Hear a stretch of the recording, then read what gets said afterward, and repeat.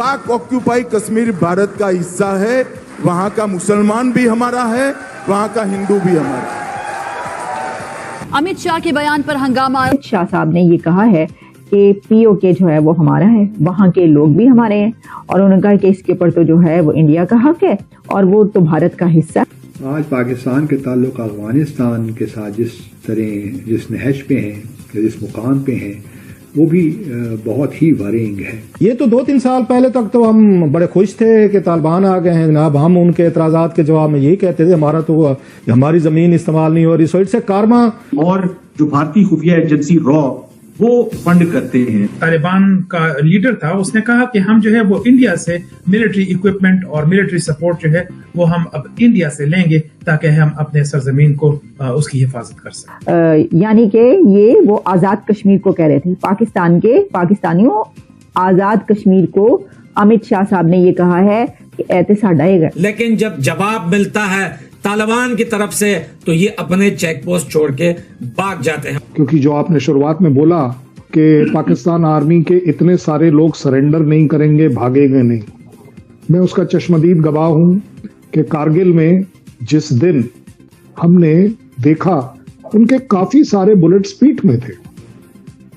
अब कौन कितना भाग रहा है, कौन कितना नहीं भाग रहा है। और ये भी बताऊं साथ में कि जो डेवरिन लाइन पे इन लोगों ने भाड़ लगाई हुई थी, वो भाड़ उखाड़ने का काम इस टाइम वो काम दोस्तों चल रहा है। वहां पे बहुत सारे बुलडोजर आ चुके हैं अफगानिस्तान की तरफ से। तो जनाब एक तरफ दो मुस्लिम ब्रादर मुस्लिम उम्मा की जो हम अभी बात कर रहे थे यहाँ पे, वो एक दूसरे से लड़ रहे हैं, वहाँ के लोग भी हमारे हैं, और उन्होंने कहा कि इसके ऊपर तो जो है वो इंडिया का हक है और वो तो भारत का हिस्सा है, हम उसको यानी कि ये वो आजाद कश्मीर को कह रहे थे, पाकिस्तानियों आजाद कश्मीर को अमित शाह साहब ने ये कहा है कि ऐते साडा है, तुसी किथे लेके बैठे हुए हो, चलो निकलो। मैं नहीं कह रही, मतलब उन्होंने जो कहा है मैं आपको वही दिखाऊंगी, लेकिन वो इस तरह की बात पहले भी करते रहे और पहले भी कही है। अब देखिए एक तरफ पाकिस्तान के अंदर हो क्या रहा है कि वहां से एयर स्ट्राइक्स हो रही हैं अफगानिस्तान के खिलाफ, अफगानिस्तान के अंदर जाके वहां पे एयर स्ट्राइक्स की गई हैं।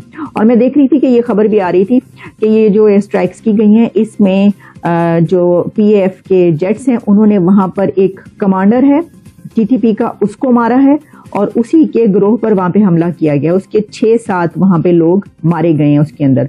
कोई ये वाली खबर भी आ रही थी। अब कितनी ऑथेंटिक है आपको पता है, इस तरह की खबरें तो कुछ दिन के बाद ही पता चलती हैं कि कौन मर गया, कहां पर मर गया और क्या हुआ और क्या नहीं हुआ, लेकिन अभी तक हमें यही पता चल रहा है। तो जनाब एक तरफ दो मुस्लिम ब्रादर मुस्लिम उम्मा की जो हम अभी बात कर रहे थे यहाँ पे, वो एक दूसरे से लड़ रहे हैं, और दूसरी तरफ जो है इंडिया ये कह रहा है लड़न नहीं इन्होंने आप ये खुद ही लड़ के मरेंगे, बस आप जो है वो जरा साइड पर हो जाएं। और पीओके, अच्छा सिर्फ पीओके की बात नहीं की, बल्कि जो एंकर साहब है ना, मतलब वो देखें कितने को ज़हीन और इंटेलिजेंट, साथ ही उन्होंने शुल्ली छोड़ दी, मिर्चें लगा दी, बलोचिस्तान की बात भी कर दी। ये बलोचिस्तान के बारे में आपका क्या ख्याल है?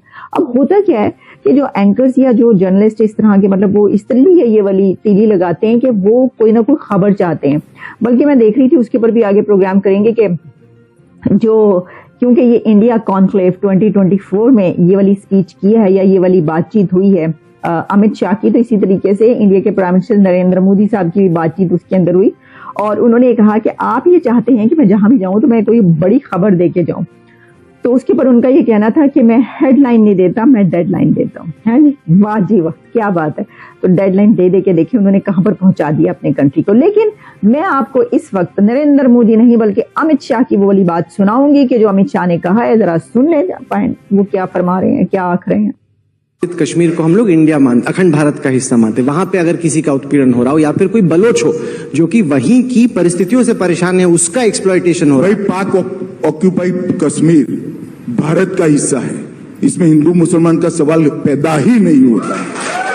वहाँ जो मुसलमान है वो भी हमारे हैं, वहाँ जो हिंदू है वो भी हमारे हैं। ये बड़ी बात बोल रहे हैं आप। बड़ी बात क्या है, मैं पार्लियामेंट में बोला हूँ। नहीं कि अगर पीओ शो को बड़ा मत बताओ, मैं फिर से कह देता हूँ, पाक ऑक्यूपाई कश्मीर भारत का हिस्सा है, वहाँ का मुसलमान भी हमारा है, वहाँ का हिंदू भी हमारा है। सुन ले भाई। अच्छा जी, अब इसमें उन्होंने बलूचिस्तान से वो जवाब नहीं दिया, आगे उन्होंने उसके ऊपर भी बात की, लेकिन अगर हम यहाँ तक भी रहें तो इसमें उन्होंने क्या कहा है, मुझे आगे कुछ कहने की जरूरत नहीं। दुखी दिल के साथ कहना पड़ता है कि जिस तरह हमने पिछली 2 दहाइयों में कश्मीर पॉलिसी को कमजोर किया अपनी गलतियों की वजह से, आज पाकिस्तान के ताल्लुक अफगानिस्तान के साथ जिस नहज पे हैं, जिस मुकाम पे हैं, वो भी बहुत ही वरींग है। यूँ महसूस होता है कि हमने अफगानिस्तान को उस लेवल तक हम ले आए हैं जहां हम उसको दुश्मन मुल्क समझना शुरू हमने कर दिया है और बिल्कुल भारत की सतह पे लेकर आ गए हैं। तो ये कोई अजीब सा तुर्फा तमाशा हुआ है और कुजा के हम इस वक्त हमारे ताल्लुकात अफगानिस्तान के मसाली ताल्लुकात होते। आफ्टर ऑल सोवियत यूनियन ने जब इंटरवीन किया तो हम ही थे जिन्होंने मेज़बानी के फ़राइज़ अंजाम दिए, ईरान ने भी दिए, हमने ज़्यादा दिए। और फिर जब 9/11 के वाक़यात हुए उसके बाद तो हमारे लिए हालात बहुत ही गंभीर हो गए, क्योंकि सोवियत यूनियन के कोलैप्स के बाद तो हमारी ख्वाहिश थी कि हम अफगानिस्तान के थ्रू सेंट्रल एशिया के साथ भी अपने ताल्लुकात को बढ़ाएं, लेकिन चूंकि अफगानिस्तान में खाना जंगी की कैफियत रही, इस वजह से हमारी वो पॉलिसी भी रियलाइज़ नहीं हो सकी। 9/11 के बाद हालात और गंभीर हो गए। अफगानिस्तान के जो तालिबान उन्होंने तो जद्दोजहद अपनी जारी रखी, उसमें कोई इसमें शक नहीं होना चाहिए कि जो पाकिस्तानी तालिबान थे उनकी भी उनको सपोर्ट हासिल थी। लेकिन हमारी भी इंगेजमेंट किसी न किसी तौर तो रही तालिबान जो अफगानिस्तान के हैं उनके साथ। और जब तालिबान और फिर हम ही ने फैसिलिटेट भी किया अमेरिका और तालिबान के साथ जो दोहा में मुज़ाकरात होते रहे, उसके नतीजे में 29 फरवरी 2020 को जो मुआहिदा हुआ पाकिस्तान ने उसने बड़ा करीबी किरदार अदा किया। और फिर तकरीबन 1 साल से कुछ अरसा के बाद 15 अगस्त 2021 को तालिबान ने पूरा अफगानिस्तान पे कंट्रोल संभाल लिया और अशरफ गनी जो थे वो भाग कर चले गए। तो और हमारे लिए एक लिहाज से इत्मीनान का सबब था कि चलिए जी अब काबुल में एक ऐसी हुकूमत आ गई है जो कि भारत के इशारों पे नहीं नाचती।